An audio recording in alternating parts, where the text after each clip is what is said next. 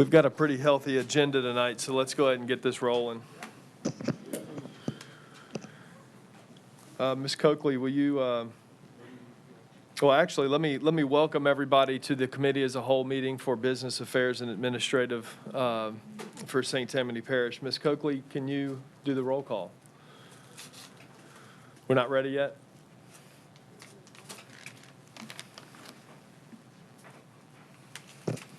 Okay, I think I'm ready now. Mr. Green? Here? Mrs. Heinz? Here. Mr. Derman? Here. Mr. Loop? Here. Mr. Harrell? Here. Mr. Nation? Here. Mrs. Richardson? Mr. Winkler? Here. Mrs. Drucker? Here. Mr. Bittencourt? Here. Mrs. Lamy? Mr. Hersey? Here. Mr. Bro? Here. Mr. Kuzan? Here. Mrs. Page? Thank you. We'll dispense with the invocation and pledge since we did that in the previous meeting. Do any board members like to recognize any visitors? Nope, not this afternoon. Do we have any speakers for 5 minutes? No, 3? Ms. Rester?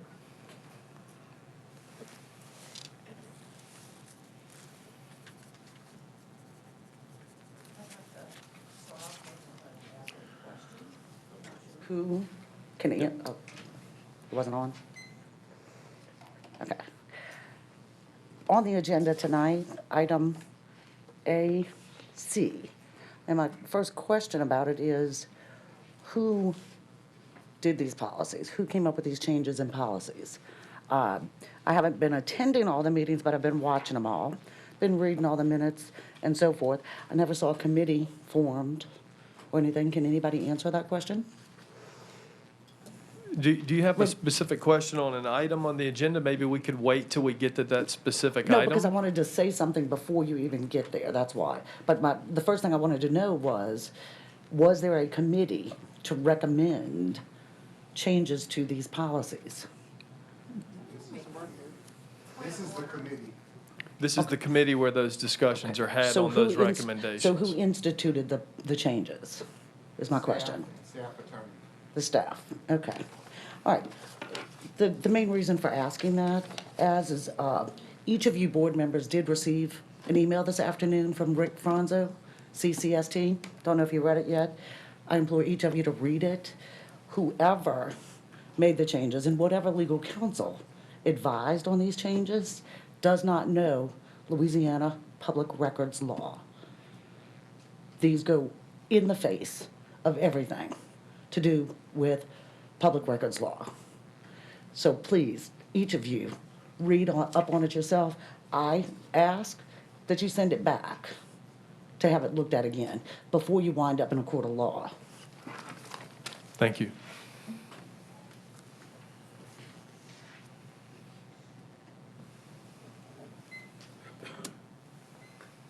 We'll move along with approval of minutes for the committee as a whole meeting held on March 5th, 2020. Do I have a motion? Ms. Drucker made a motion. Mr. Derman, I heard, was a second. Any comments from the board, questions? Seeing none, any comments from the public? No, everyone, please vote. I gotta take this thing off.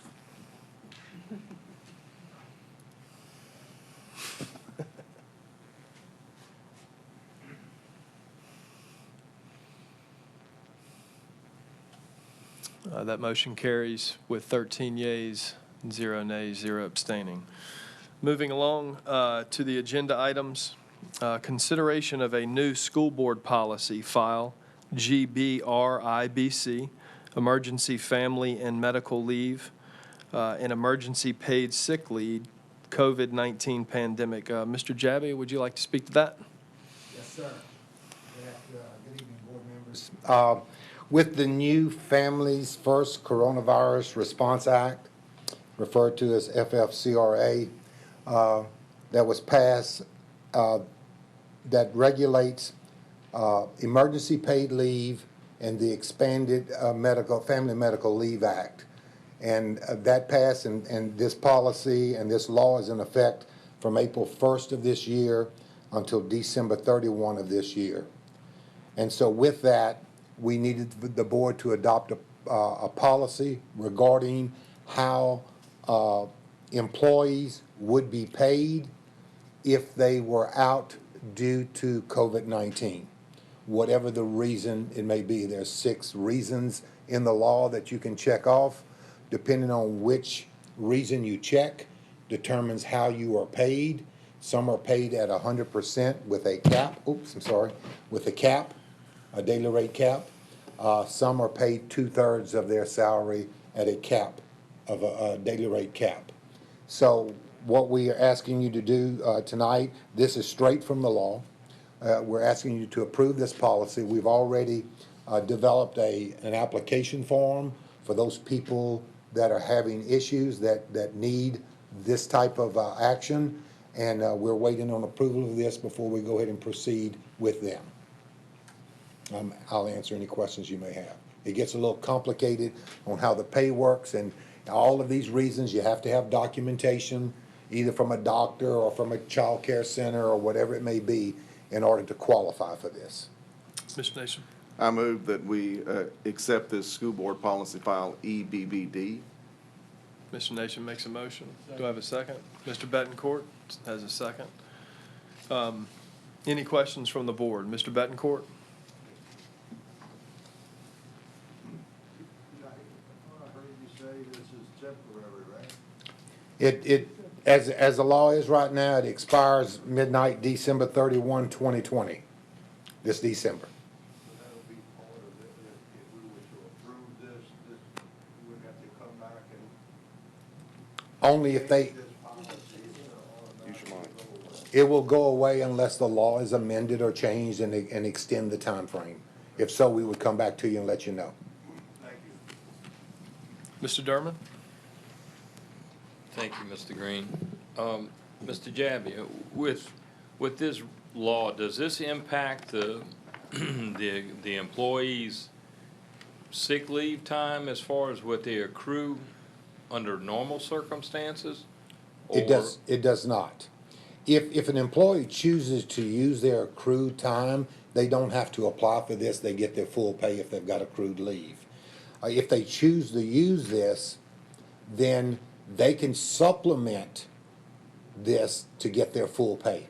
If 100% of their salary is more than the cap, and they want to get their full daily rate of pay. So, for example, if this covers 95%, they could use 5% of a sick leave day to give them 100% to get 100% of their salary. Does that make sense to you? It's pretty confusing. Pretty like you confusing. said. Part of it is 2/3 of their pay. Again, there's a cap. There's a daily cap, okay? But In the 2/3 program, daily cap in the program. in the program, that's in the law, yes, sir. So somebody that has 2/3 of their salary, their daily rate of pay, and it doesn't come up to what their full 100% would be, they could use 1/3 of a day to go with the 2/3 they're getting, which would give them a whole day. So they could use part of their accrued leave to make the 2/3 whole. And this would be their sick leave or their regular leave or either or? It's only 2 that we have. One is sick and emergency, and that's all in one pot. Part of that is 3 personal days, and the other accrued leave they can get is vacation. Okay, So they could use any of that. okay, thank you. Sure. Mr. Bro? Yes, I reviewed this afternoon, and after reviewing it, I went back and looked for the federal law, and it pretty much mimics that. I'm not sure about the caps exactly, if that was something we came up with. No, sir. That's straight out of federal law. Yes, sir. So we really don't have a whole lot of choice. This is federally mandated. Yes, sir. My next question is, will we expect to receive any federal compensation for this? Is there money that tags along with this? Ms. Prevost would have to answer that, but I think there's something called the CARES Act that part of that fund that we're getting for that, we could use for this. All right, thank you. Sure. Any other comments from the board? Comments from the public? Seeing none, let's go ahead and vote on this motion.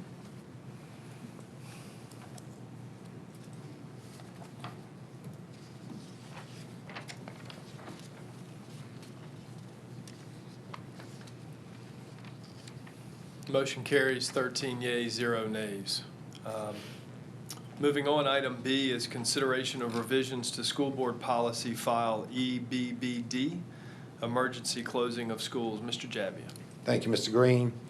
This policy, and we've attached the entire packet for you in board docs, but we already had a policy on emergency closing of schools, but with the pandemic, we've added some language as a result of Forethought, our consulting company that advised us to do this. So it's basically added the spread of infectious disease threatens the safety and well-being of pupils, staff, or school property, then the superintendent could close the schools. And it's also added when the governor's office gives directions to close a facility that we have to abide by those orders. That's the only changes to this policy. Thank you, Mr. Jabbia. Do I have a motion? So moved. Mr. Durman, do I have a second? Ms. Drucker seconds that motion. Any comments from the board? Mr. Jabbia, again, I assume this conforms with state and federal guidelines on this issue, and Yes, sir. even if not, Forethought's been providing some guidance there that aligns our handbooks and things with other, conformity, if you will. And Yes. so Yes, sir. this would fall in line with that. Yes, sir. Thank you, sir. Comments from the public? Seeing none, let's go ahead and vote on this motion.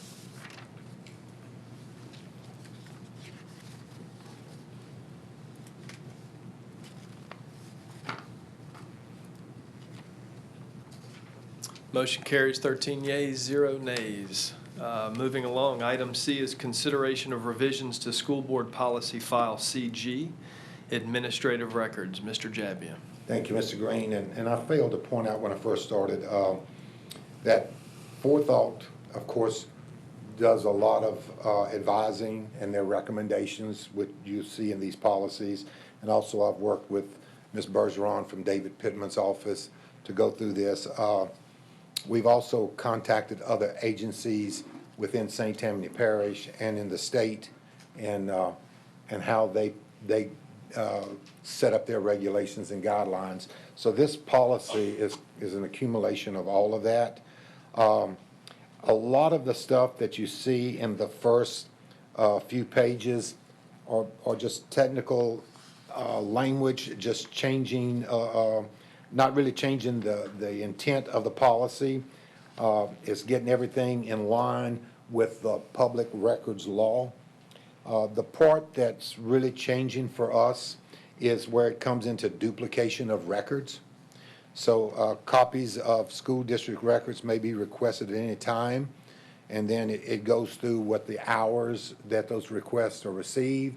And if we received it after hours, then it's considered to be the next day because there is a clock running and timelines when we have to respond to public records requests.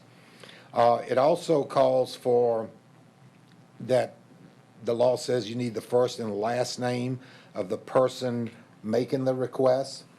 The person has to be a minimum of 18 years of age, so for that reason, the date of birth of the person making the request is also now going to be included. A statement identifying the specific records requested, and a statement as to whether you're requesting to view the public records or you want copies of the public records. So those are things that we will put out to anyone making a public records request. If they don't supply this information, we'll ask them to supply that. Another big change in the policy, and we did check around, there was copies that a lot of agencies are charging $1 or more per page. We wanted to be something consistent, so we checked with the clerk of court here in St. Tammany Parish. They charge 50 cents a page, so we thought that would be reasonable. We were advised that that would be a reasonable decision. So it's 50 cents a page, and probably one of the things that needs clarification is that that page could be an electronic page or it can be an actual photocopy of a page. So things that are requested electronically, those individuals making the request will have to pay 50 cents for each digital image, if not a photo or a photocopy. and that's gonna be at 50 cents a page. And if they want us to put it on like a jump drive, we do that now. It's be $5 charge for that. Of course, if they want it mailed and, you know, it's bulky, they're gonna have to pay the postage, that type of thing, for that. So that's the main part. There's some language in here that, says that if the request may be in excess of $50, then the person making the request needs to pay that up front, rather than us. And this happens sometimes. We'll go through the record search and do all of the work and get all of the copies done, and then they never pick it up. So we've done all the work. So there is in the law, it does say that can be done. So we put that in there also. The disposal of the records, there's not much change into that at all. That is basically the meat of it. There is nothing in our policy that prohibits someone requesting a public records to come view the records. So they don't have to pay for the records. If we don't make copies of it, they can come to our office and we'll make arrangements for them to go through the records. If they want to bring their own scanner, they want to take the pictures of it, they're welcome to do that. So nothing would prohibit that. Thank you, Mr. Javier. Do I have a motion? So moved. Mr. Nation makes a motion. Do I have a second? Mr. Loop seconds the motion. Questions or comments from the board? Mr. Bro? Yes, I'm a bit concerned about the changes to the school board member. As a school board member, we have a certain oversight responsibility. And it was written in the old policy, and I see that it was all dropped, and it says that we now have the same authority as the general public to review school records. I don't agree with that. I think that, you know, I don't want to have to wait and go through the same request procedures as anyone else and possibly pay for the thing. As a school board member, I think it would be better to leave it like it was rather than to change it to the general public.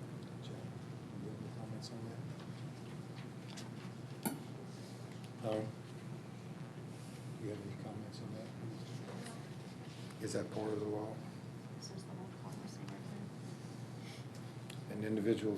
An individual school board member shall have the same authority as afforded a member of the general public to review school system records.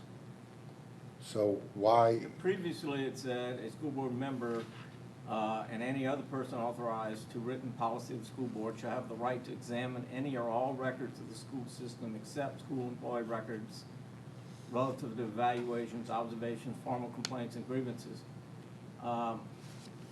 I prefer the previous wording rather than restrict us to having the same rights as public.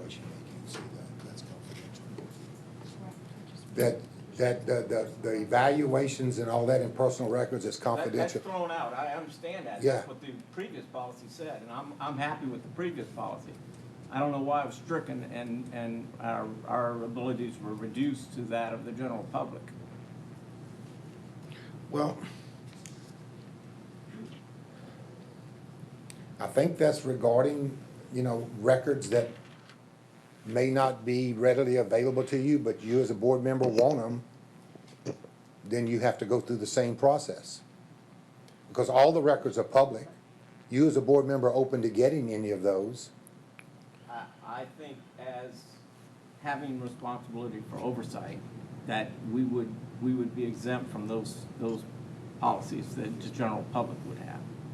Okay. Mr. Nation? Thank you, Mr. Green. Let me, speaking only for myself to that issue, two things. One, as individual board members, we have no more authority than the general public as an individual board member. Only we as a board collectively have authority. So if we as a board, I guess, decide that we wanted to see certain records, we have that authority collectively. Second, this is consistent with the way our government is established on the federal level.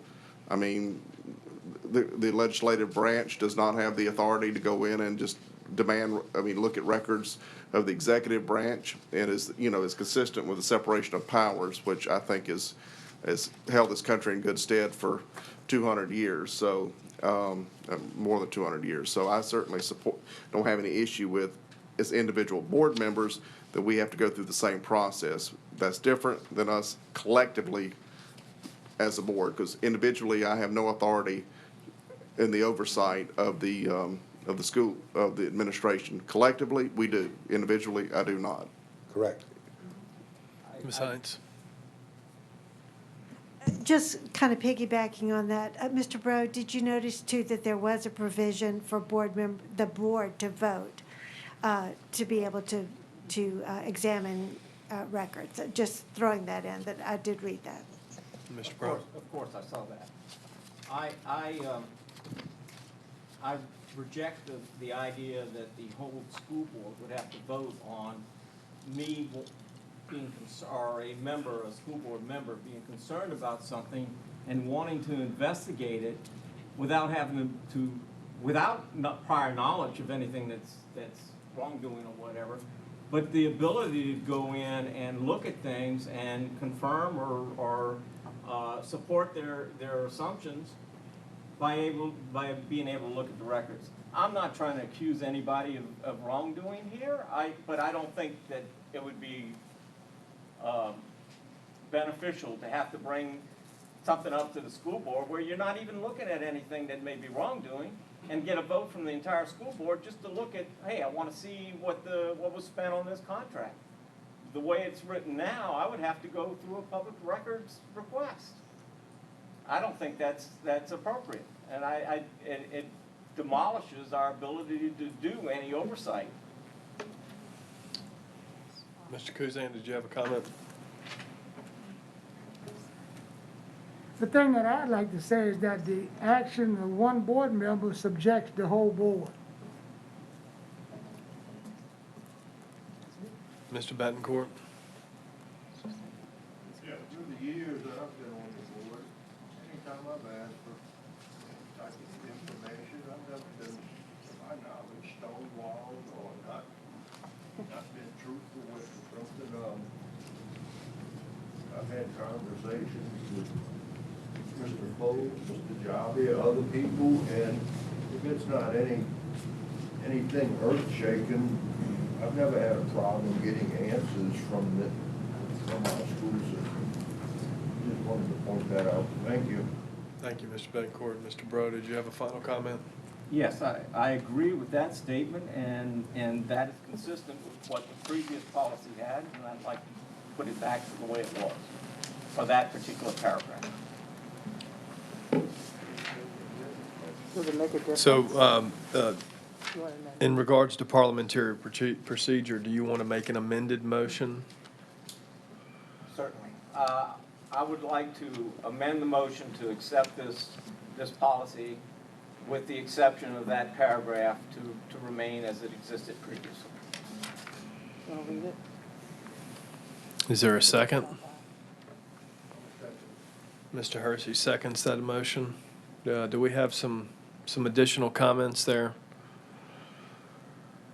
I'd just like to say that, you know, I'm generally in favor with Mr. Bro and where he's at there.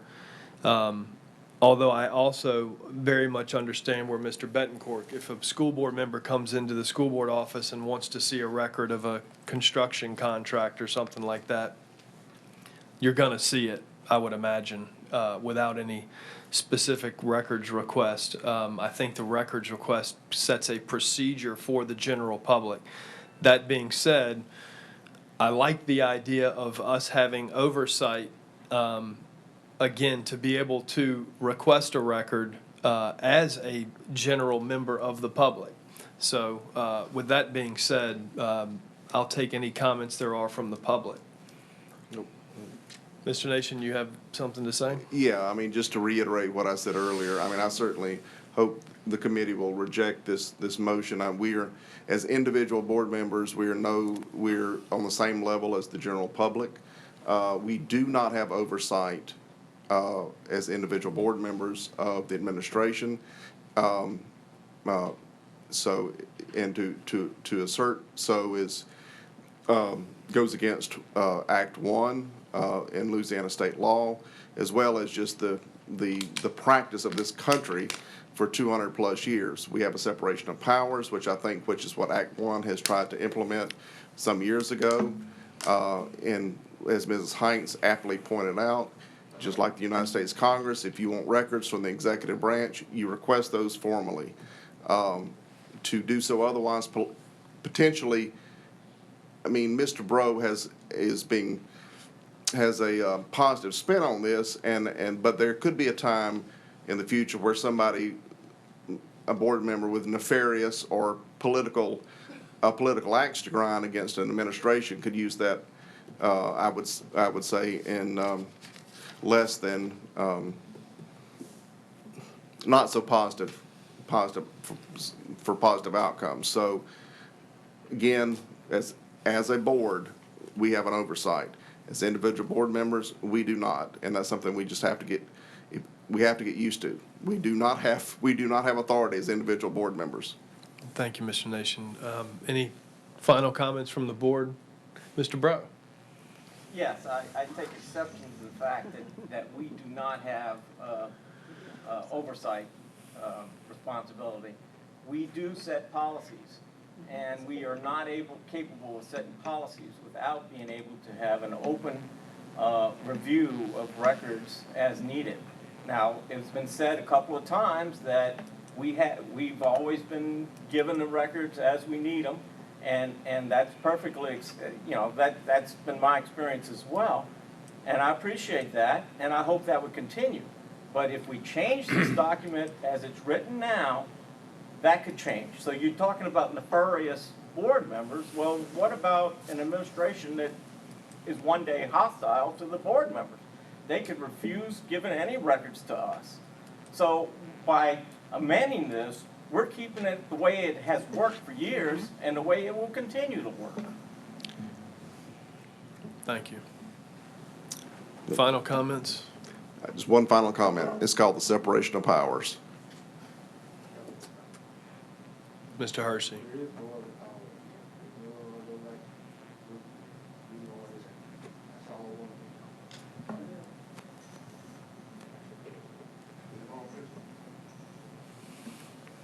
There is no other elected power here. This is it. So there's no separation of powers involved. Thank you. We'll open it up to some comments from the public. Any? Ms. Rester?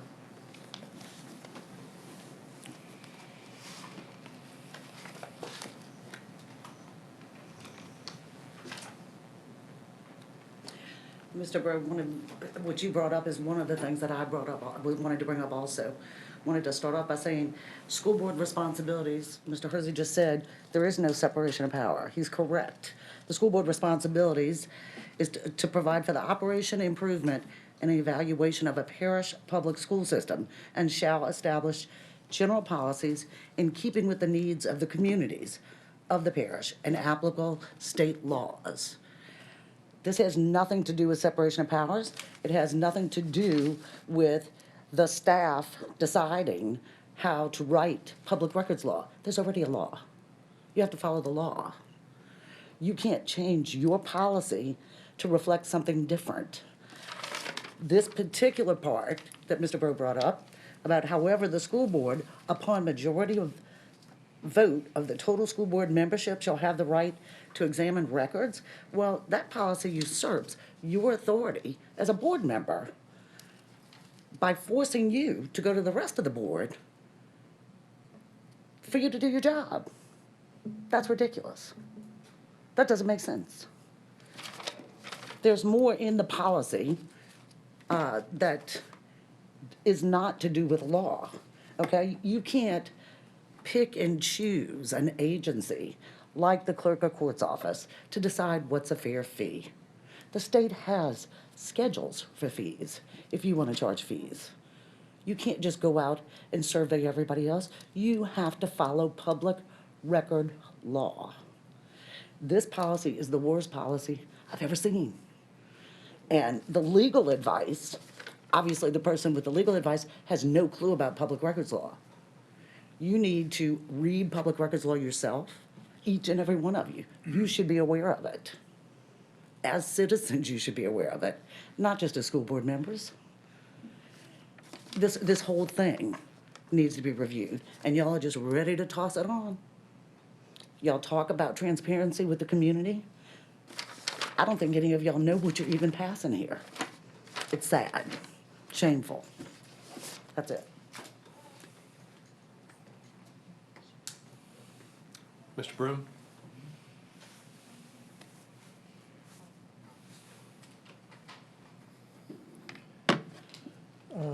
Thank you, Mr. Green. My name is Robert Broom from Slidell, and even behind this mask, that's who I am. I have to agree with Mr. Bro. The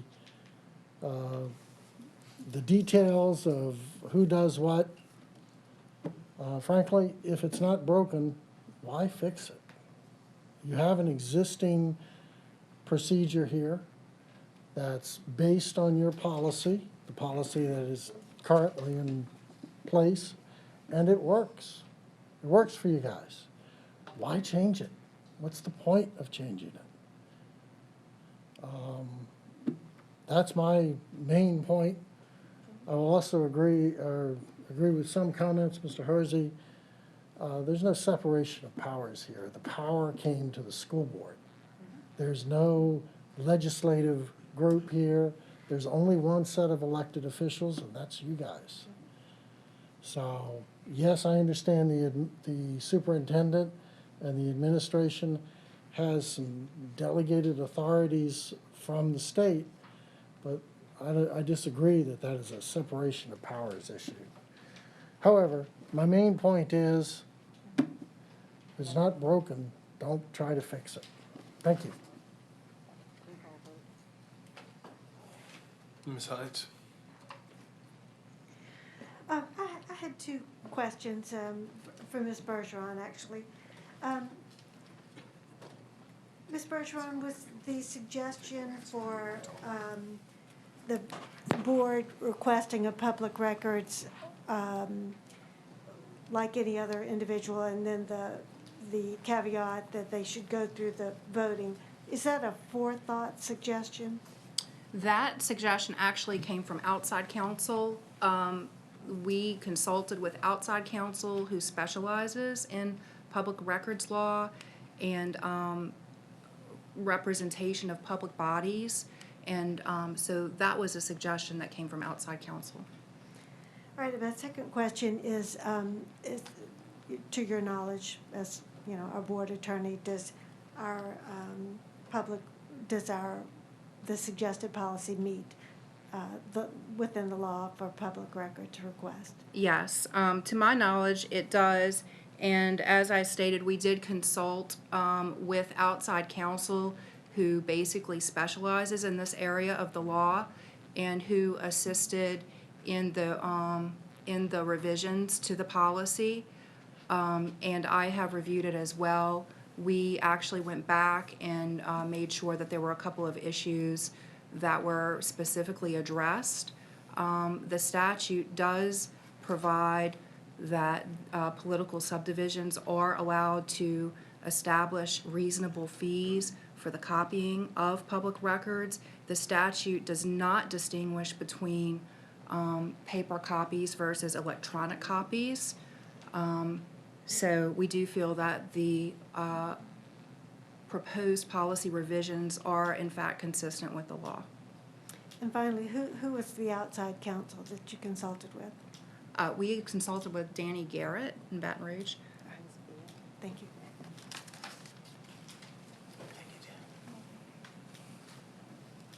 Mr. Betancourt?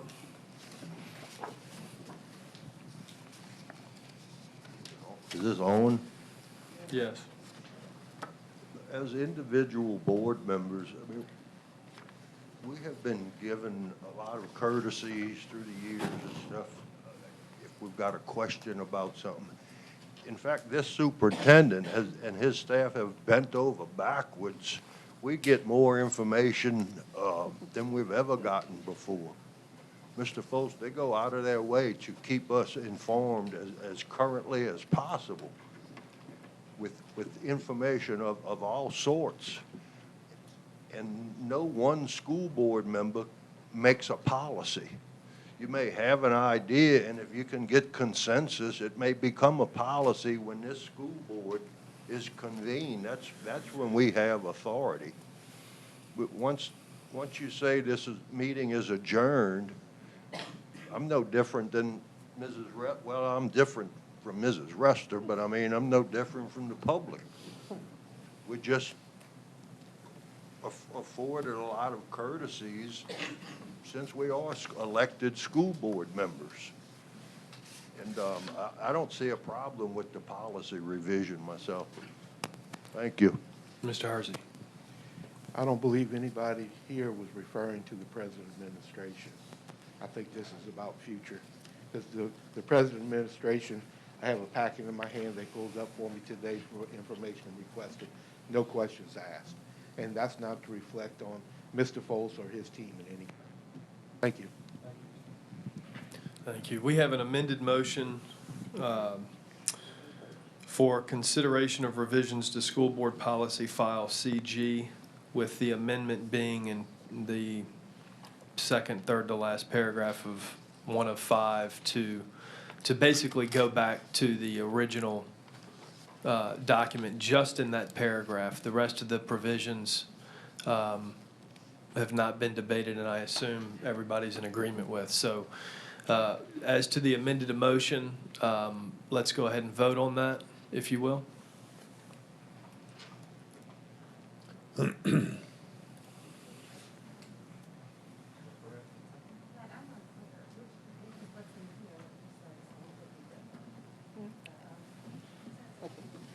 Page 1, the 4th paragraph. Wants that changed back to the original? You want to read it?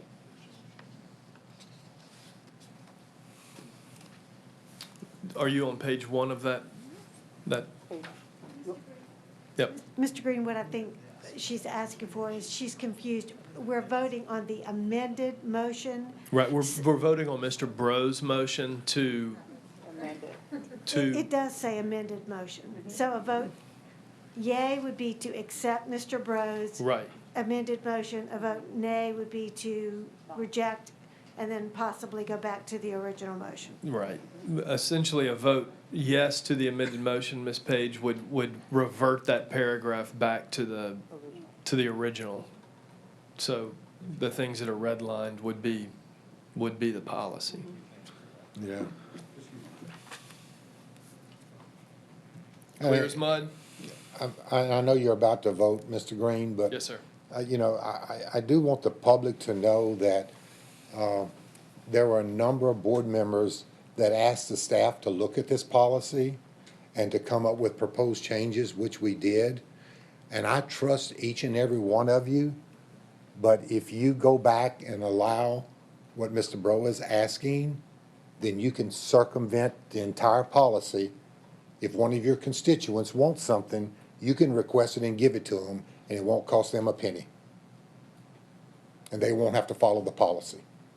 So in other words, if they don't want to pay or they don't want to request, but they go to you as a constituent and say, would you go ahead and request the records? And what Mr. Bro is asking is that an individual, he could ask for those records and we would have to give them to him. He could then in turn turn around and give them to the constituent and just bypass the entire policy. Not saying you would, but I'm saying that exists. That possibility exists. It sounds like you're questioning the integrity of the board members. No, sir. I just said the possibility exists. That's all I'm saying. Let's, If you allow that possibility exists. I think we've had a good, healthy debate on this, and so let's go ahead and vote on the amended motion, please.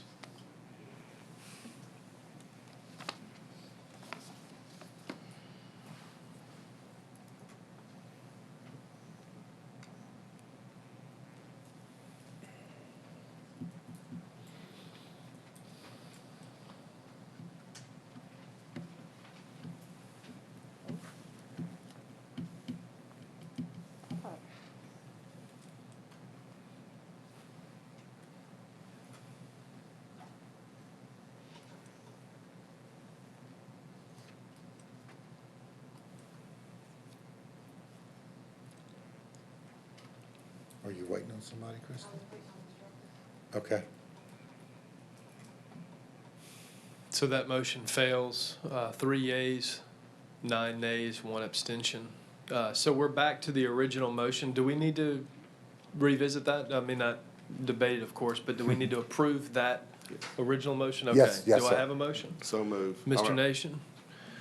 Move the Mr. previous Harrell question. seconds that motion. So we are back to the original consideration of revisions to school board policy file CG administrative records. If you would, please vote.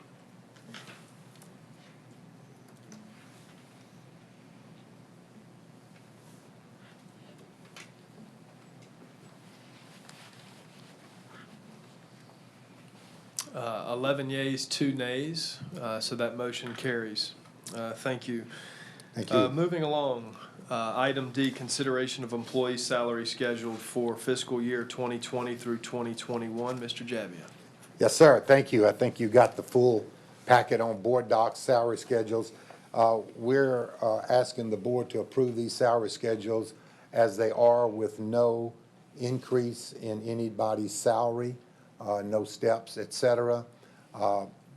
Due to the uncertainty of funding and what we're going to get in MFP and what we may be getting in sales taxes could affect it. I've spoken with Ms. Green, President of the Federation, and as you know, salaries and working conditions are bargained, and she has agreed to delay that until we can see what the finances look like at a later time. So as part of the budgetary process, you know, we may come back to you with a recommendation for something, and at that time, we could retro the salaries back to July 1 at the board's request.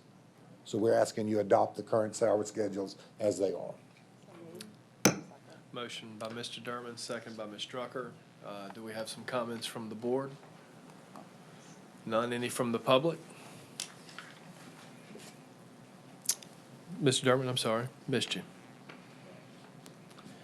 Thank you, Mr. Green. I just want to echo the fact that I think this is a prudent decision based upon where we are in our financial status as a community, not necessarily as a school system, but what the rest of the community may be. And, I know our employees may not see it the same way, but it is a broad financial issue that we're all are facing. So I think this is the most prudent action to be taken. Thank you. Thank you. No comments. Let's go ahead and vote on this motion, please.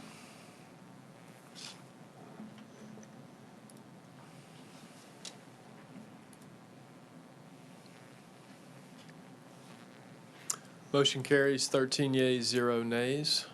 Moving along to item E, recommends acceptance of the district handbook for students and parents for the 2020-2021 school year. Mr. Jabbia.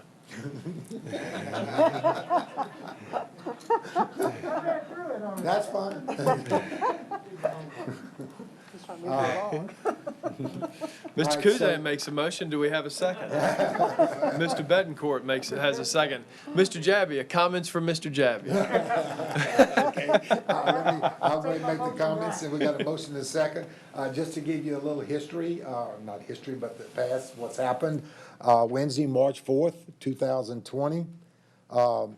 DeRusse had a meeting for the Discipline Review Committee meeting, and that was at Fontainebleau High School Library. It was from 4 to 6 p.m. There's 19 people on that committee, including school administrators, staff, teachers, students, Federation representatives, and parents. I think all but 2 were in attendance that day.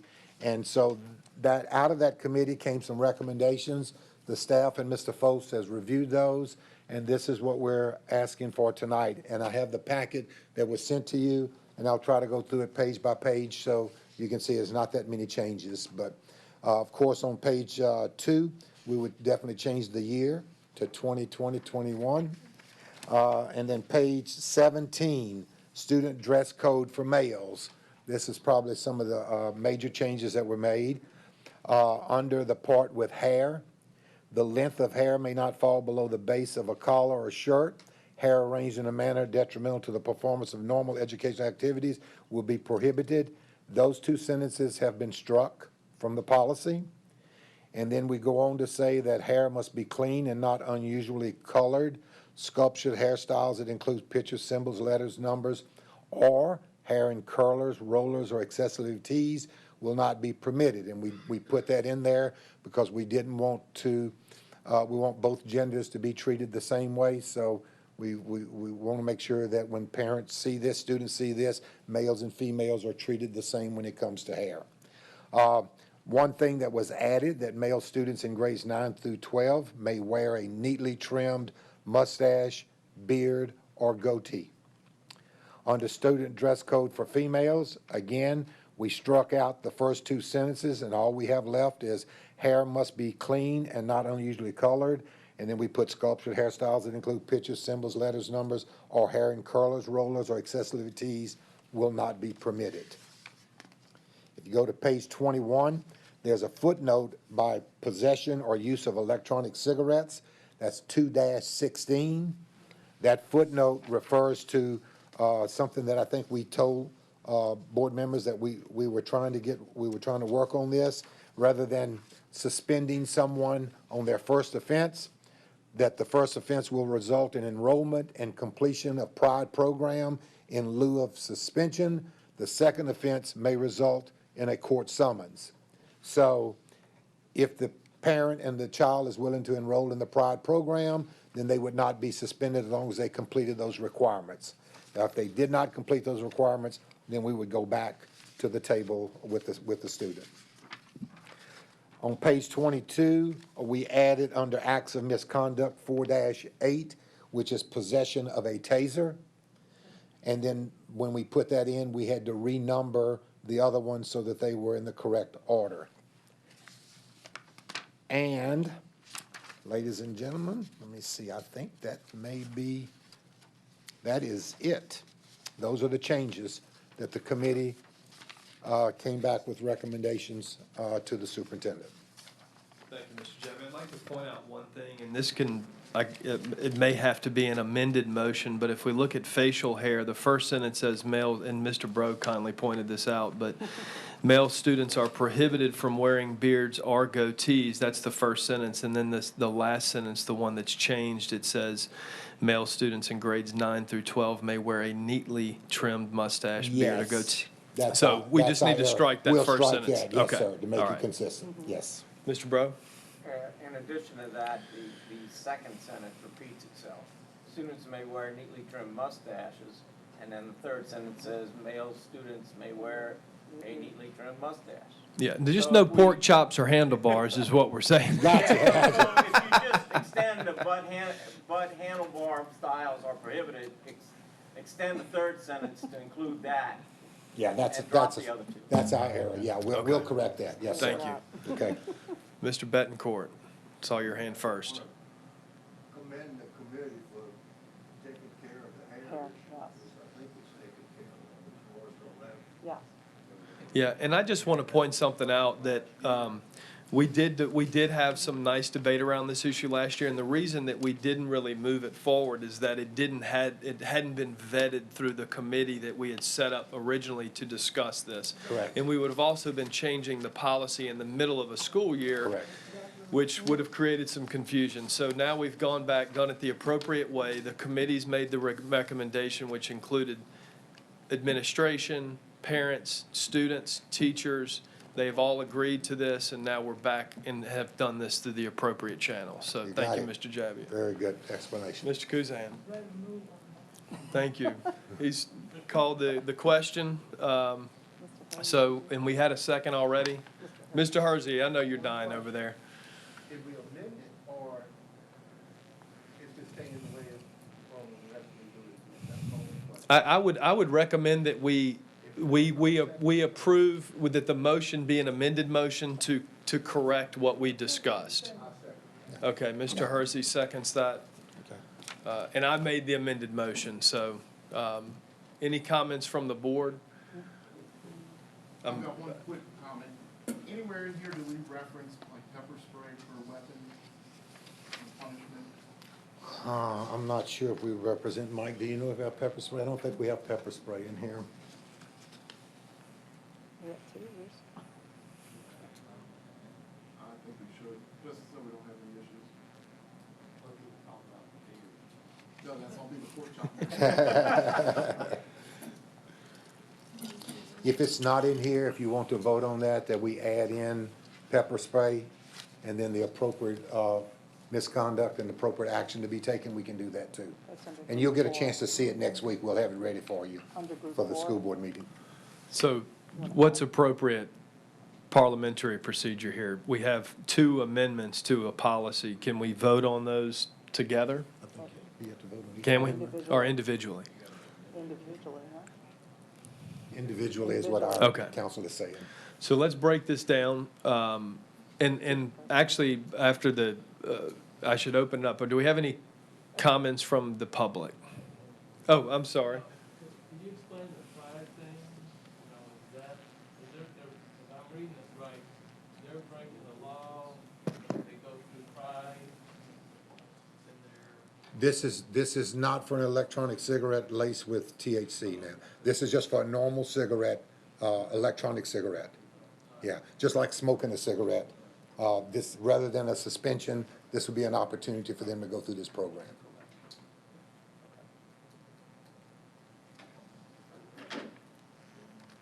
Do we have any comments from, I'm sorry. Do we have any comments from the public?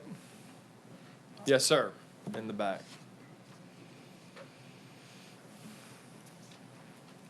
Myself can be in your way. Okay. Hey, good evening, all. Look, it feels like there's If you some- would, I'm sorry, would you please state your name and where you're from? Absolutely. Zach Wilson, I'm from Mandeville, Westwood. It's the neighborhood I live in. So I'm here out of particular concern about the hair length issue that's getting addressed in this change. And I got to speak with you guys last year in an effort to move this forward. But I just wanted to reiterate what I've gotten to say before, which is that my wife and my wife and I are the parents of 4 kids who all go to St. Tammany Parish schools. Their experience, my wife and I's experience, has been nothing but fantastic. With the school administrators, the teachers, we love everybody that that our kids have come in contact with. And so when and one of those kids, my oldest, happens to have very long hair for reasons of his own. And my wife and I have one of the approaches we've taken to parenting our kids is to give them freedom to express themselves as long as it doesn't impede on anybody else's liberties. And we feel like this is in keeping with the American way. And so I had some other stuff that I could read to you, but really I think that encompasses it. I feel like that making this change and pulling this out of the existing student handbook is going to put us as a parish, as a school board, as a student body, in good standing with a great American culture. It's my hope that you guys move this forward. Thank you. Yeah, thank you, Mr. Wilson. So, consulting my limited parliamentary knowledge and with Mr. Derman here, these are friendly motions, so I don't think that since we're just correcting things, we don't necessarily have to have a bunch of amended motions. So let's just vote on the policy as is, and we know that the recommendations for changes that we made here will flow through the student handbook. Yes, sir. Before we do that, The staff will make the changes. can you explain the pepper spray rule to me? The what? Pepper spray? Pepper spray. Well, you're asking, Adding tasers, they're gonna add pepper. if somebody brings pepper spray to school, we will now put it in here as misconduct. We've had some incidents with kids spraying, using pepper spray at schools.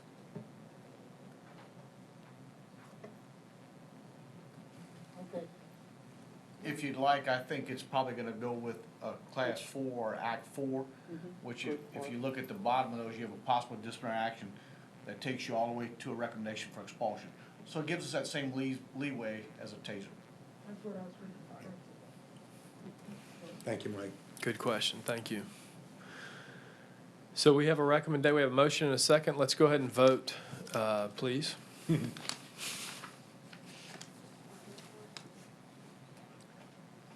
We're gonna make the corrections, Christie, don't worry about that.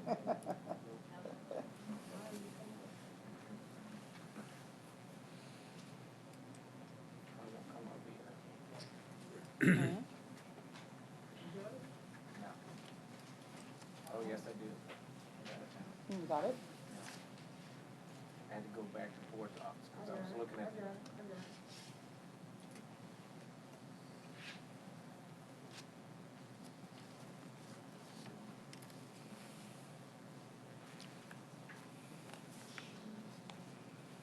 Motion carries 12 yeas, 1 nay. So we'll move along. Thank you. To item F, review and recommendation of insurance for property, primary and excess liability crime, boiler and machinery, workers' compensation, and NFIP. Mr. Jabbia. Thank you, Mr. Green. That was a mouthful. This is that time of the year that we go out for proposals. This is through Kurt Gaspard in his office. So you'll see a memo from me to Mr. Foss explaining the process that was used. We did go out, we did a request for proposals. We distributed packages to 2 different insurance agencies because those were the only 2 that sent in a proposal. And as your representative to us, Mr. Nation has kindly asked Mike Derman to help us out since he has the background in insurance. So he has met with Kurt and myself, and we have the following recommendations. And Mike, I'll give you an opportunity to say, you want to say something before we go through it? Might help a little prerequisite so they won't be so shocked. Thank you, Mr. Jabbia. I think for everybody's understanding, I mean, just in the general scope of commercial property insurance, when you look at the cost of reinsurance and the economic upheaval that is taking place in the world economy, it has a grand impact on actual pricing of property insurance and reinsurance. And what you have seen and what we have seen, not only in this particular policy, but across the industry, is a substantial increase in costs for commercial property. And that is where you see the biggest increase in this quotation. But as we all know, in the state of Louisiana, when it comes to general liability and automobile insurance, that we're one of the highest in the nation based on cost and litigation claims. So when we look at these 2 components, it's like the perfect storm. We're having a large increase in our property markets as well as in our general liability exposures, which consist of general liability, automobile, professional liability, even as it goes to workers' comp for personal injury and medical payments. So when you wrap this all up, it just means higher cost. And we have tremendously large deductibles already, and we've had to adjust them over the course of time. And we're basically looking at making another adjustment to that, but based on the fact of our actuarially claims record. I mean, the last 20 years, Kurt, you can kind of fill me in on this, but I don't think we've had a property claim. Well, I shouldn't say since Katrina. We have not had a property claim that was paid through wind and hail, and I think we maybe had 1 small fire claim, maybe. And I think that was more because it was a vandalism type claim. So when you look at the track record, there is no real payment or that we've received back from having lower deductibles and higher premiums, I guess is what I'm trying to say. So to try to minimize any increases that took place in this year's renewal, Kurt, through his great wisdom of looking at actuarially all the various options that we had, this was the best course of action. And I think he also increased some other coverages that are pertinent to this day and age with our cyber and stuff. Right. So, thank you, Pete. Thank you, Mr. Dermott, and thanks to Kurt also for all the work done on this. So what we're recommending tonight is for auto liability, general liability, educators' legal liability, Arthur J. Gallagher for that. For property, we actually went up from $5 million to $10 million deductible to get the premium down some, saved us about $120,000. So that would go to Riverland Insurance, terrorism, Riverland, a cyber liability data breach with all the things that Lewis is going through and everybody trying to hack the system on a daily basis. We increased that to $2 million. We had a $1 million coverage. We upped it to $2 million. So that gave us a little bit higher premium there. And that went to Arthur J. Gallagher. Employees blanket crime policy, Arthur J. Gallagher. Boiler machinery, Arthur J. Gallagher. NFIP flood insurance as required by FEMA, which we have to have. That went to Riverland. And then workers' compensation with the $1 million self-insurance retention, Arthur J. Gallagher, for a grand total of $2.263,748.71 million. Okay, and we had some footnotes down there for you where you could see this was an increase in that auto liability, general liability, the other package of about $80,000. We did up the coverage in the cyber liability to $2 million. We upped the deductible in the property coverage, and the insurance premium increased by $277, but a grand total of about $380,000 increase from last year on the premium. And that's the best we could get. And Mr. Jabby, this 2.26 million number that I'm seeing here, that covers all of our 55 properties plus school board offices, autos. Is that what that's covering? Everything, yes, sir. Yeah, okay, thank you. That's what we're recommending tonight, the acceptance of this proposal. Mr. Derman? I just want to make one point of clarification when we say we're covering everything. We have a blanket policy for all of our locations. Right. We're technically not covering everything when we Up have. to 200 million, right? Is that what that 200 million is? Correct.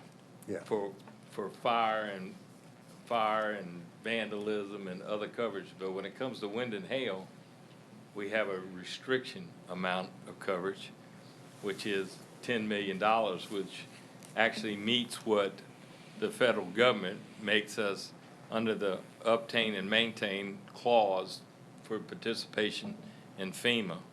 And that is what those limits are.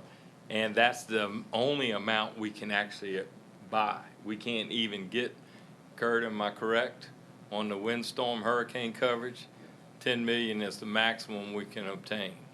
Yes, that's correct. So we can't even buy anymore. So when you look at what we're insuring, from that standpoint, you'll understand the reason why we're reducing and increasing our deductible to reduce our premium is we have $1.5 billion worth of property insurance in our parish for our school district. And we're insuring for hurricane and windstorm damage, 10 million. Only to be able to qualify underneath FEMA. So, if y'all, it's like we got an elephant and a gnat. And we're trying to insure the gnat. And the elephant's right there, but FEMA, in order for the federal government to participate with us, we're saying they're taking care of the elephant. Right. They're So, gonna print if that that's $1 trillion if and that's send us a couple. If that's a comparison. Gotcha. All right. Do we have a motion on the floor here? Mr. Derman, second by Mr. Betancourt. We've had some discussion. Are there any comments from the public? Seeing none, let's go ahead and vote.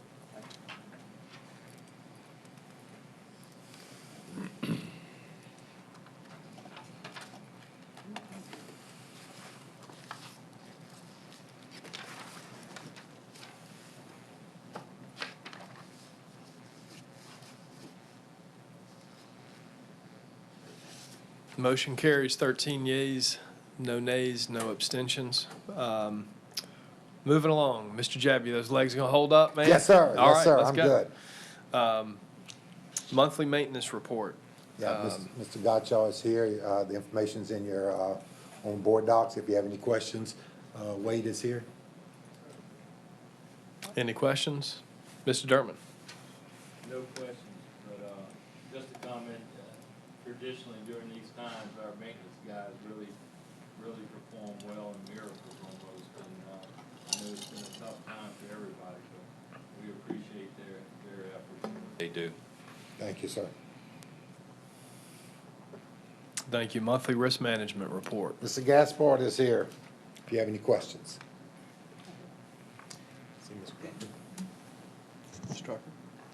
I just had a question in regards to the January 7th, 2020, we have a severe for that accident. I just want to find out what that, on bus 301. Under the bus accidents, Mr. Norman? Yes. Okay. That is based on the property damage, so it wasn't, doesn't have anything to do with injury. Good. January 27th, January 7th. or January 7th. Right offhand, I don't know It says it had injuries what and severity driver was that was severe. involved with. What is the criteria for this? If it's over $5,000 in property damage, then it's labeled as severe. That's why it's labeled severe. It was the damage to the bus. And it says Or it the other has vehicle. injuries. Or the other vehicle. It says it has injuries too as well. It could have been, yes, ma'am. Specifically, I don't have that report. I don't recall right off the top of my head what bus driver that was. We can get it for you. I can get that for you at a later date. Okay, if you can circle back with me on that, because I mean, that just stood out to me because it Sure. said severe. Okay. Thank you. Thank you, Ms. Trucker. Any other comments? Let's move to our transportation report. Yes, Mr. Bodie is here if you have any questions. Mr. Betancourt.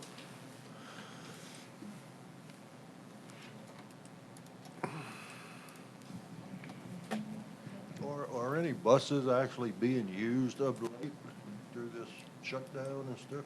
No, sir. Okay.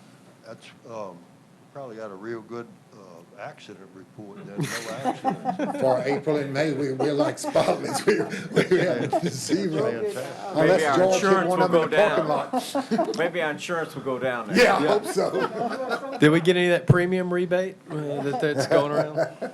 But I see we, July 14th, I think, is Packet Day or whatever, and you're gonna hand out routes and all that.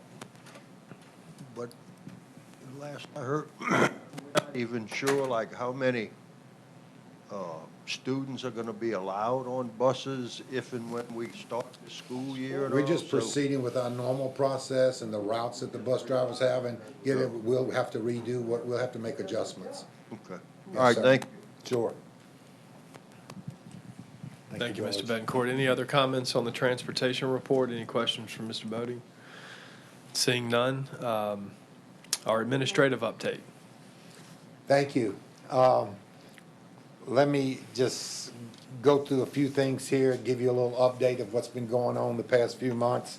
From the HR side, we had a transfer fair that was virtual, was very successful. We had over 300 people participate in that. And then we're just finishing up our job fair, which we also had to do virtual.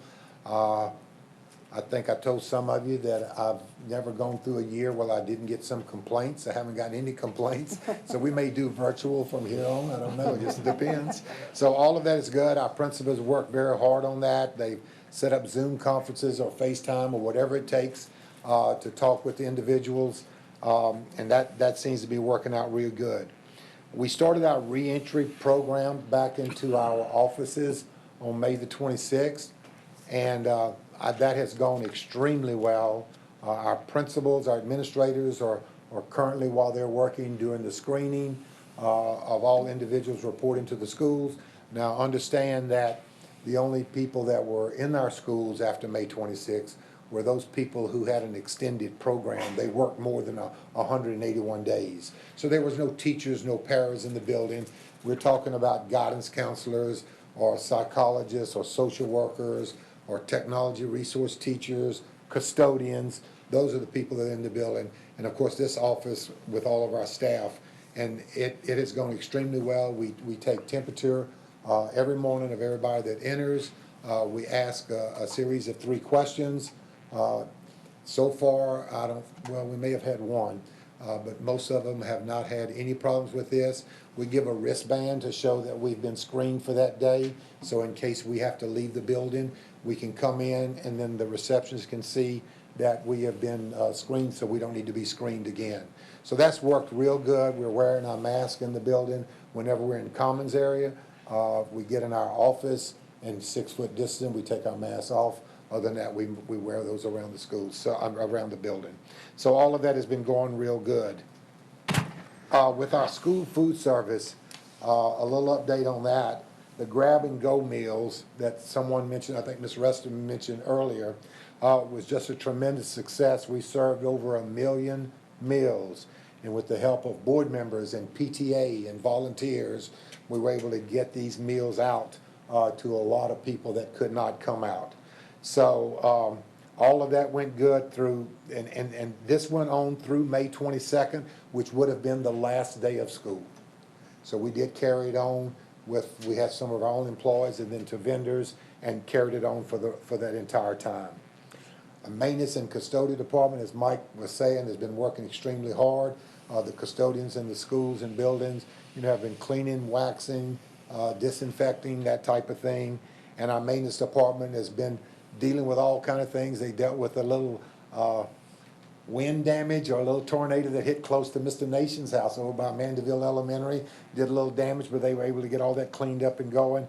And they've been a tremendous asset to us with this reentry program, because we have a lot of close contact with individuals that have to do fingerprinting, do paperwork, because we didn't stop anything.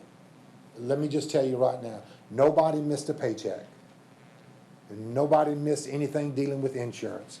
If they were going to add something on their insurance or take somebody off or they had a new baby, we got them on the insurance. So we really didn't skip a beat. We had people coming in when needed to take care of those things.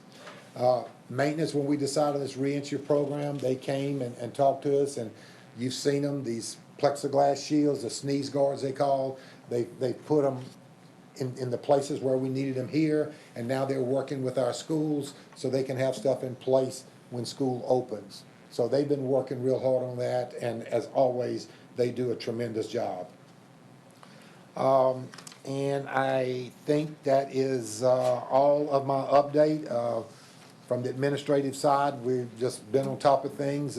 You just got a notice of appeals that we're going to be having in July, so I look forward to seeing you those. We have about 13 appeals scheduled for the month of July, and we'll get those done.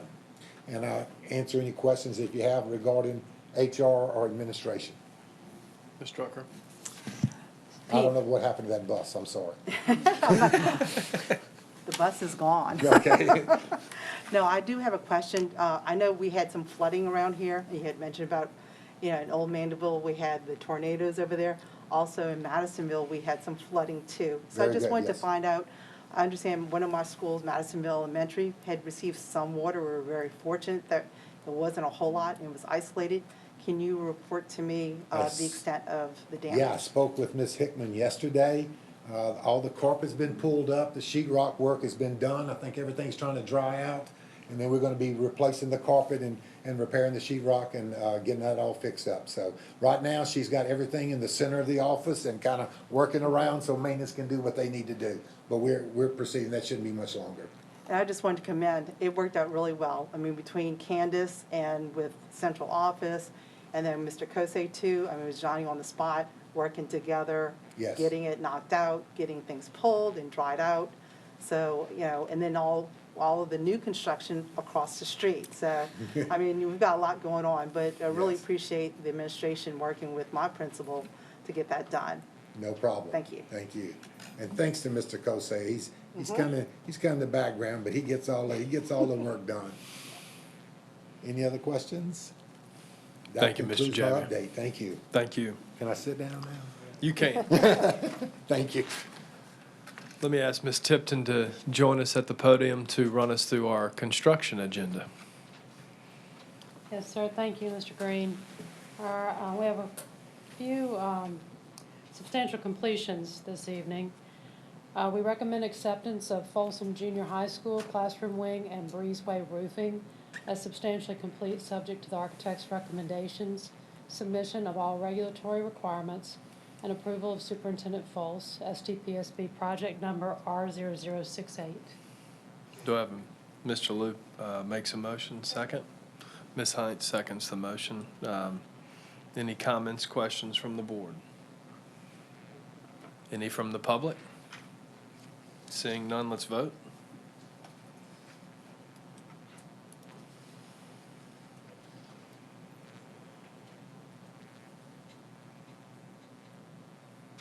That motion carries 13 yeas, 0 nays, 0 abstentions. Ms. Tipton, item B.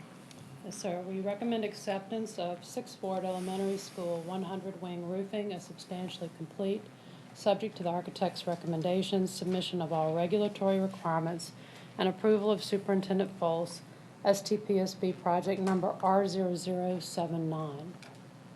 Do I have a motion? Ms. Hines? Ms. Drucker seconds that motion. Any questions from the board? Seeing none, questions from the public? Let's vote.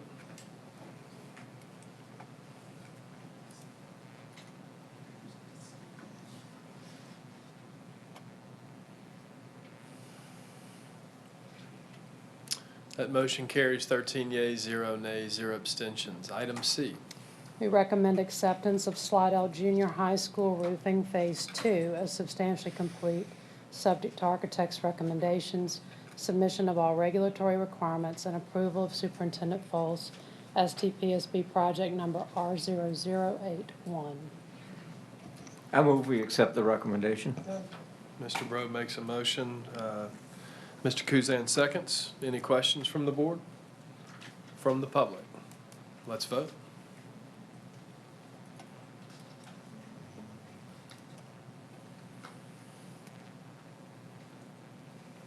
Motion carries 13 yeas, 0 nays, 0 abstentions. Item D.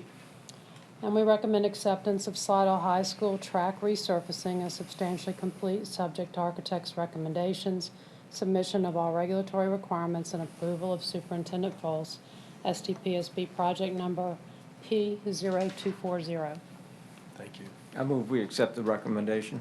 Mr. Bro makes that motion. Is there a second? Mr. Kuzan, second. Any questions from the board? Any from the public? Seeing none, let's vote.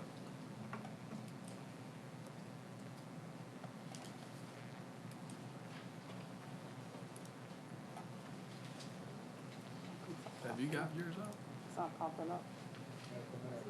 Nope.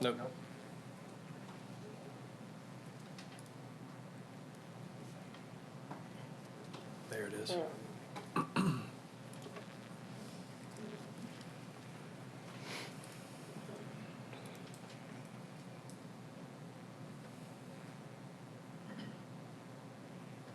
Oh, sorry. That motion carries 13 yeas, 0 nays, 0 abstentions. I was caught up in the construction report here, but Ms. Tipton, would you? Thank you. I would point out that all of these substantial completions are actually projects that were scheduled to be done this summer, and they were able to move forward due to the shutdown and are already completing in the next week or so. So to give you a quick update on everything, at Madisonville Elementary, that project continued through the shutdown. The roofing is installed, brick is being laid, installation of glazing in the windows is progressing. Sheetrock is being hung at the interior metal stud wall framing. Mechanical, electrical, and plumbing subcontractors are keeping ahead of the sheetrock installation, so that is progressing very well. At Mandeville High, the contractor is working on interior block and metal stud framing and rough end of electrical and mechanical systems. Roofing installation is scheduled to start next week. Our new locker room addition phase is complete, and the renovation of the existing gym locker room area is underway. At the Covington Elementary School additions project and the Salmon High School welding shop and career technical classrooms projects are advertised for bids. The Fifth Ward Junior High additions project, which will be rebid, is scheduled to start advertising at the end of this month. The documents for the addition to Lancaster Elementary School are in production. Document production for the capital improvement projects of the new bond issue continue to progress well. Many of our planned summer projects have started early. Y'all voted on many of those already finishing up. Sawdell High, the striping is going to happen in the next week or so. And the work at Bonnie Cole and Boyette Jr. to replace roofing at the main walkway canopies, those are both underway and progressing well. Contractors for Abita Elementary, Lyon Elementary, and Pearl River High roofing projects are on site, and the work is progressing. And work is also underway for some drainage improvements and associated repairs at at Salmon High, excuse me. There were a few other little projects that are summer, and those were in the monthly report, which was on board docs as well, and I'm happy to answer any questions. Thank you, Ms. Tipton. Mr. Winkler. Yeah, I would just like to commend Ms. Tipton. She does all these, I don't know how she does all these jobs, because every site has multiple buildings, and even being, in charge of one of these sites, she would know things that were wrong with our buildings that I wouldn't even know. So I don't know how she does it, but she manages all this somehow and really doesn't seem to bother her. So thank you for the job you do. Thank you, but it is a team effort. We have a good construction department, and the architects and engineers and the contractors that work with us. It's a team effort all around. And we also appreciate the administrators at the schools and the staff understanding construction as it goes on, because it takes everyone. Mr. Derman? Thank you, Mr. Green. Ms. Tipton, any expectations on the Lee Road site as far as timelines? We reviewed a set of drawings, design development, are a little bit further along, actually, by Zoom. We've had a lot of Zoom meetings through these last couple of months. That's been why I didn't join. I couldn't zoom in. But it's progressing Right, well. We're working closely with the staff there to develop that project to be what they want it to be. And I think they'll have their documents ready by the end of the summer, early fall, and we'll be looking to put it out for bid. I know the footprint's a little tight right there where it's going in, so. Yes, sir. A lot of obstacles. We're working on how to move the playground temporarily and move it back and some other things, and we're working through that with Ms. Fauntleroy and her staff. Great, appreciate it, thank you. Thank you. Ms. Drucker? Ms. Tipton, thank you again for all the hard work. I just want to ask on the Madisonville project and also for Mandeville High, how far or how early is the project going to finish? Since we had so much advancement because no one was at school because of COVID. Well, they've kept on track working, which was a very positive. There was some uncertainty there for everybody when everything first shut down, but the subcontractors have continued to man the site, and the contractors have continued to move forward. Sometimes they've been a little concerned about some deliveries and what have you, but the jobs are moving forward and are on schedule at this point. Obviously, with construction, things can change weather-wise or what have you, but the more they get closed in, the less that's likely to be as much impact. But we are hopeful that both of those, the phase that includes the building being finished should happen by around the end of the year, early part of next year, maybe a little sooner, we'll see. And then both of them have other phases that continue once we're able to transition into the new buildings. Moving modulars out, building parking lots and some things like that before the job is truly, either job is truly complete. So I know we're kind of ahead of schedule. That's what I wanted to find out. Is that accurate? No, we're on schedule. We're on schedule, even Yes, though ma'am. with all, okay, thank you. Any other questions? Thank you, Ms. Tipton. Thank you. Moving along in our agenda, the internal auditor's report from Mr. Incaprera. Packet, Ms. Incaprera is here if you have any questions. Do we have any questions from the board? No? Okay, thank you.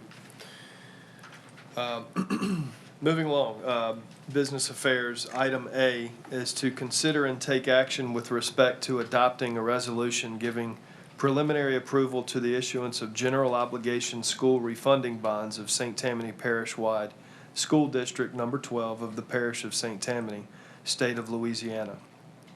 Making application to the State Bond Commission for approval of said bonds and providing for other matters in connection therewith. And before I accept the motion, I'd like to invite Mr. Grant Schluter up to the podium to give us an update on the municipal bond markets, interest rates, and why this might be favorable to the taxpayers of St. Tammany Parish. Thank you very much. Grant Schluter with Foley Udell Bond Counsel, and Stephanie Ferry is here with Raymond James, the underwriter, and she can address some of the questions concerning the current market and rates and so forth. This is another potential refinancing of outstanding general obligation bonds. This is the Series 2013 issue. As you recall from prior refundings, refunding of this type of general obligation bonds, all the net savings that are generated accrue to the benefit of the property taxpayers. The school board does not receive any additional funds from this type of refinancing. Basically, we reduce the interest rate on the outstanding bonds. We do not extend the maturities. We produce net savings each year in debt service, principal, and interest payments, and all of that is for the benefit of the property taxpayers. Usually, you guys ask for an update on the cumulative savings to taxpayers over the years. Since 2004, you've accomplished 11 refinancings of this type, and the net savings after all costs to the taxpayers is $12,293,000 and change. So you've been very active, coming close to one issue a year to refinance the outstanding bonds. And again, this is the 2013 bond issue. This would be the 12th refinancing. As we always indicate to you, this is the preliminary approval stage, and this permits us to file with the State Bond Commission. That can be an up to 2-month process. We've been delayed a bit because of COVID, or we had sent this in earlier for you guys, but now we're going to submit, once you approve this, to the Bond Commission and pre-file it with them so that they can consider it at the July meeting. We'd like to get you positioned as quickly as possible, so if interest rates do hold and they stay low, that you'll be able to take advantage of it at an early date. If for any reason after Bond Commission approval, rates do not support doing the refinancing at this time and generate the savings required by the State Bond Commission, it will be put on hold. But you'll be ahead of the game because you will have the Bond Commission approval, which does not expire, and you'll avoid that 2-month process to obtain that approval. Stephanie can address any questions on the Ms. Ferry, state. I'm sorry, would you like to come up? I apologize, I didn't recognize you earlier. The numbers the underwriter has produced today indicates that the net savings to taxpayers would be about $365,000.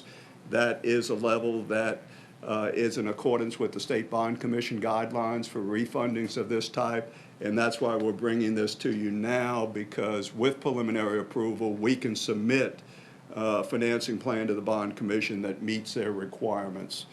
And that's basically it. Good evening, Stephanie Ferry with Raymond James. Good to see you all again. Just talking about level of interest rates generally. Yeah, when we started to proceed with this, it was beginning of the year. You had just completed a refinancing, and at that time, the interest rate you got on that refunding was about a 256.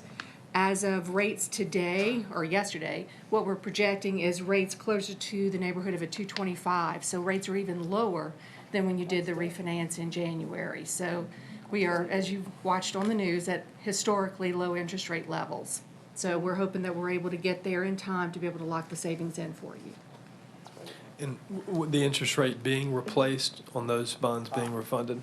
They're up to 4.37%, and Stephanie, if I'm correct, the TIC today was 2.27%. Right. Okay. Yeah, they were 4% and 5% coupons. Yeah. That's good. Okay. Just wanted to get that on the record. Thank you. And if I could add one other factor, just when we delivered the last issue of refunding bonds, they were on a taxable basis. The interest rate was not tax exempt as you customarily have. And the reason for that, and this would also be a taxable issue, is because with the federal legislation a few years ago, public bodies can only refinance outstanding bonds on a current basis, on a tax-exempt basis, and that means you have to complete the financing within 90 days of the first date we can call those bonds for redemption. Given the fact the redemption date is in 2023 on this issue, it has to be designated as taxable. But again, just like your issue earlier this year, because taxable rates are so low, it makes sense to consider proceeding at this time. And that only matters to the extent that the investors are there for the taxable bonds, right? That's so correct. That is at that correct. interest rate. Thank you. Any questions from the board? Mr. Bro? Yes, you mentioned that it reduces the burden on the taxpayer. Is that the same as the millage reduction, or is this something else? This would equate to a millage reduction? Yes, in effect, the millage reduction for your outstanding bonds, and you levy one bond millage to service all of these outstanding series of bonds that you've issued over the years. That rate will come down quicker than it otherwise would, given the reduction over time occasioned by each and every one of these refundings. So that's one component of the reduction. The other component would be if you had additional revenue coming in based on assessment, right? Yeah. Okay. Well, that's the other factor. And as I've indicated before, I hate to say you're the only school board, but you may be the only school board that's been able over decades to go back to the voters every 4 or 5 years, and in part because of not only the refinancings, but the increase in the taxable assessed values over the year. You've been able to go and fund over the years, every 4 or 5 years, an additional bond election with no projected millage increase.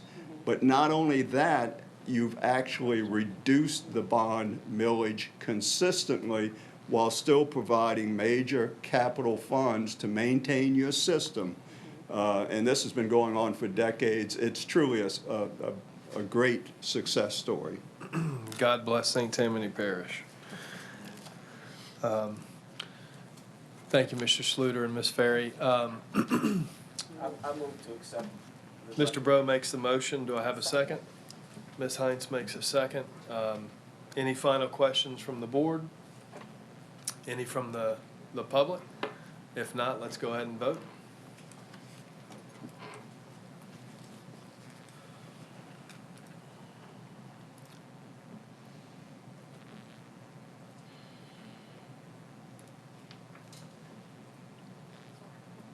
That motion carries 13 yeas, 0 nays, 0 abstentions. Thank you. Thank you, Appreciate Mr. Schluter. Good to see you again. Thank you. Moving along to item B, recommendation for auditor for contract period fiscal year 2020 to fiscal year 2022. Do I have a motion? Oh, I'm sorry, Ms. Prevost. Well, Go ahead. It's been a long night. Good evening. You had a memo in your packet that described the process we went through with the committee and how we came about the recommendation for LaPorte CPAs. So I can go into that further, or you want to just vote, since you had the memo in advance. Mr. Derman makes a motion, and Mr. Harrell seconds that motion. Any discussion amongst the board? Any comments from the public? If not, let's go ahead and vote.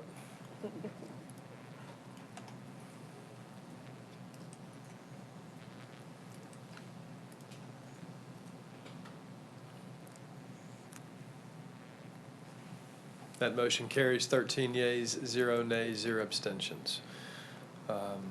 Item C is to adopt a resolution levying millage rates for tax year 2020 for a total of 62.0 mils.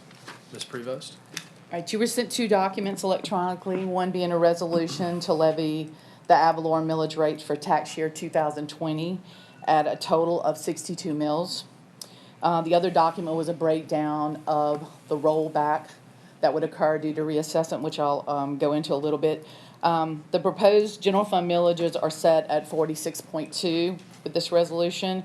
The school security millage would be 1.9 mils, and the debt service millage that Mr. Sluter was referring to is remaining at 13.9 mils. Just so everyone understands, 2020 is a reassessment year. Reassessment occurs every 4 years. The reassessment sets millages to keep ad valorem taxes collected the same as a preceding year for existing property, so basically levels off the revenues every 4 years. New property is not included in that reassessment, nor is our debt service millage impacted by that reassessment. The tax roll for 2020 that's in progress puts the value of 1 mil at about 2.4 million, what they're projecting. The proposed mills at reassessment represent a rollback to the school board of 2.41 mills in total. This would result in a loss of revenue projecting at that 2.4 projected millage rate for 1 mil. That would be about $5.7 million loss in revenues. However, based on the latest tax rolls and in consultation with the assessor's office, the school board would still project an increase in ad valorem revenues from between $7 and $10 million based on the increase in the roll, even with the rollback of 2.41. Total rollbacks for the school board, I know this is always interesting information, from 1992 to 2020, if you pass this resolution, will be 25.1 mils, the total rollback that's happened over that period of time. That's savings to taxpayers as a result of the rollbacks of $59.3 million annually at the current mill value that's projected. Wow. That's really good. I'll be happy to answer any questions. Mr. Nation makes that motion. Do I have a second? Ms. Drucker? Any questions from the board? Mr. Nation? Not so much a question, but again, as a compliment and a comment to the work that Terry and her team does, and the work that this board has done long before I was on it, because we've done rollbacks for many, many years, but I know I had the opportunity to participate in several. So, you know, I believe we may be, and Mr. Turman could correct me,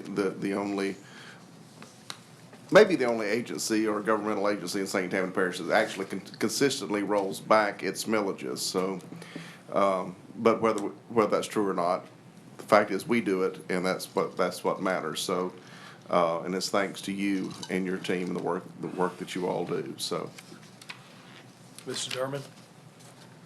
Derman? Thank you.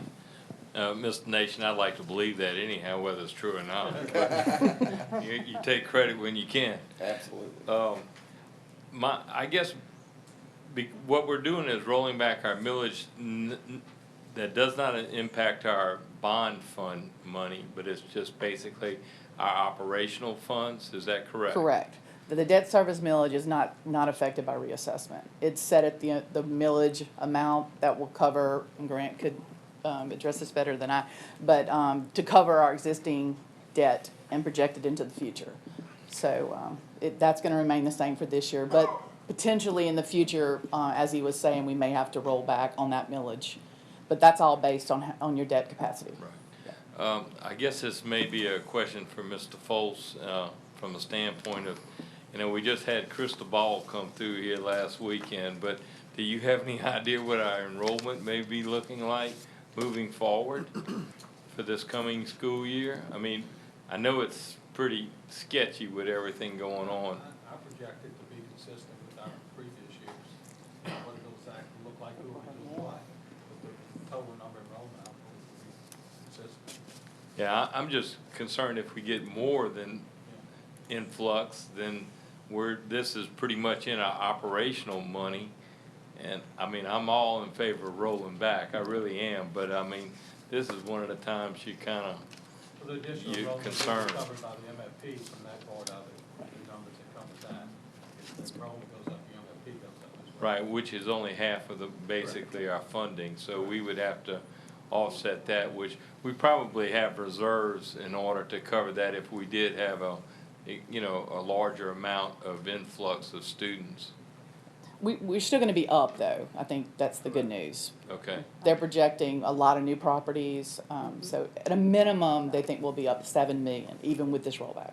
So that's a And big Here increase. again, we're still Right. dealing with uncertainties Right. all the way around, so. Right. And to be honest, if our community can get this rollback and savings to them, and this downtime is probably well-deserved, and we need to support that and roll this back, so, And thank if I you. can say one other thing, and I know Terry echoes this, what a pleasure it is to work with our assessor, Ms. Morris, and the work that they do, and the knowledge they provide, and the information they're willing to share. It helps you make good decisions. Well, I just like the fact that it's accurate, which is a big help. Very good.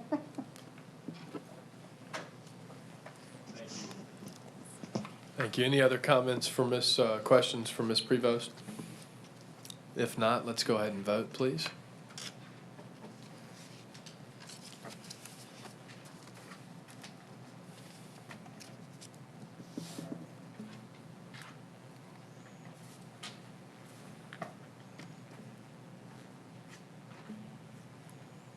Thirteen yeas, that motion carries with 13 yeas, 0 nays, and 0 abstentions. So moving to the monthly financial report, Ms. Prevost. That was provided to you electronically, and I'll be happy to answer any questions you have. Any questions? And lastly, the purchasing report. That was provided to you electronically as well, and Ms. Stevens is here to answer any questions you may have. Any questions for Ms. Stevens? Seeing none, I'd like to invite our superintendent up for an update. Mr. Foltz? Thank you, Mr. Green. Board members, just real quick, because I know it's been a long night, and I just want to touch on a couple of things. First of all, I just want to say a special thank you to our team. If you see what we've gone through and the work that's been presented here tonight, just to be able to lead this amazing group of people and these workers, I just want to say a thank you to them for their efforts. And for each one of them that you see as department heads or associate superintendent, assistant superintendent, there's supervisors in this building that just aren't here tonight because of our limitations that do much of the work with them. And I just want to thank them all for their efforts very much and for the work they do, and very proud to lead them and appreciative of what they do. As much as we shared with you tonight, there's still plenty work to be done. And we know that, and there are plenty of questions to be unanswered. The last report that came from the State Department, as Amy referenced, we hope to be getting some additional guidance from them soon, and I am certainly encouraged by the work of Dr. Brumley to help us get through those parts of it as well. At the end of the day, our question will always be, if it's best for kids, is it best for kids? And that's how we'll look at everything we do moving forward. That's what we've done in the past, and that's what we'll do as we move forward, and that will answer the questions that we have. And the last thing, let me share with you what I think is some good news, and I'll just kind of read a couple paragraphs from the press release that Meredith put out 3:30, 4 o'clock today, something of that nature. And it says, after receiving feedback from our graduates, and I really should say after receiving much feedback from our graduates, their families, and the community, and we're working with our administrators of our high school, we have decided to expand our modified graduation ceremonies to a more traditional format at each of the 8 high school stadiums. Following this announcement of the indoor modified ceremonies, we heard from many students how important it was to have the traditional graduation ceremony with their entire class together in attendance at the same time. Working together with school principals, I spoke to all 8 of them at least 3 different times today to get their input, their feedback, and their commitment. And I will say they were very, very supportive of what we wanted to do and had shared many of the same feelings. That we will now hope we will provide a graduation experience that our students will enjoy, our families will honor and recognize, and keeping safe at the same time. We will follow guidelines and protocols from the state, federal, and health officials as well.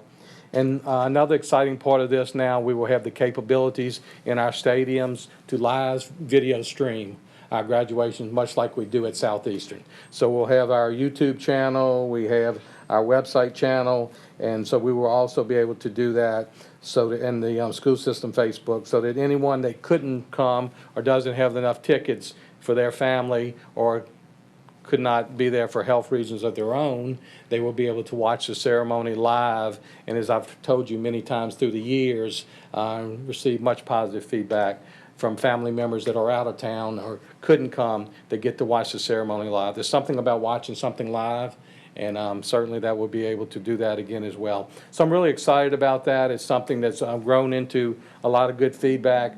Again, at the end of the day, if you think if it's what's best for the students and you make your decisions based on that, everything seems to work out. So I'm excited about that and look forward to the graduations, the first ones, or a week from Saturday, which is the 20th, right? So we'll start with those 2. I will be meeting with the all 8 of the high school principals Monday morning at 9 o'clock, and we'll tweak everything a little bit more, look at times, look at those things that go along with that. Everyone will share some plans. Lewis is going to be there, work from the technology channel. 13 will be there. Meredith will be there, and of course all of our staff will be there as well to give them as much help as they need, as many resources they need to pull this off. It'll be different, but I think I'm excited about the possibilities. Yes, sir. Will there be any rain contingencies? Yes, sir. What we're planning on doing is, say a second date. We'll say what your first date is, and then we'll say a second date. We're not gonna do like we did in the past. You moved into the gym or cafeteria. I've been through all that. Mr. Winkler's been through all that. So what we'll do is when we meet on Monday, we'll have their first date, and then we'll also release a rain date from there, and hoping that, like today's weather was beautiful. So if we could get that next week, Ms. Page, you wanna work on that for us? Okay.